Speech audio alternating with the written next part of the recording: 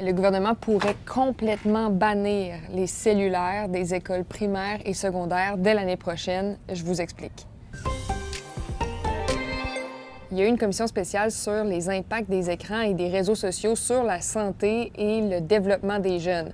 Un rapport de 15 pages est sorti de cette commission et résultat, on recommande l'interdiction dès la rentrée scolaire 2025-2026 de l'usage des cellulaires, des écouteurs et autres appareils mobiles personnels dans l'ensemble des écoles.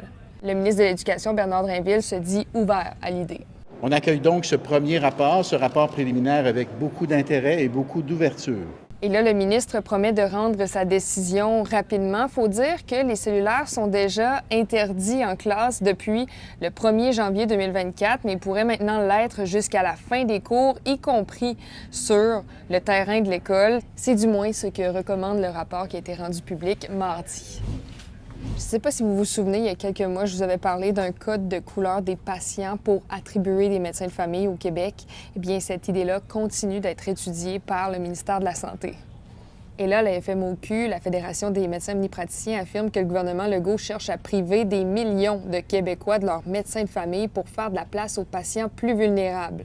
Christian Dubé a déjà nié cette possibilité, mais les médecins disent que le gouvernement a ramené ce scénario à la table de négociation. D'ailleurs, je vous lis un extrait d'un document de négociation que la FMOQ dit avoir reçu. Ça dit « Les patients en bonne santé seraient redirigés vers un guichet d'accès à la première ligne modifié. Seuls les patients en moins bonne santé auraient un médecin de famille. » Bref, aucun scénario n'est confirmé, mais quand même, on voit que les négociations entre le gouvernement et les médecins de famille demeurent assez tendues.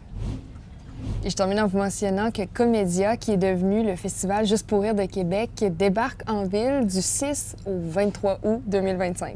Mais là, on a quelques noms d'humoristes qui seront sur place. Je pense entre autres à Laurent Paquin, P.A. Méthode, Billy Tellier et Tommy Néron qui vont co-animer un gala ensemble, Véronique Claveau et Claude Legault. Et ça, c'est seulement pour les galas, mais il y aura tout plein d'autres spectacles et activités pendant ce festival-là. Voilà, c'est tout pour nous. Bon mercredi.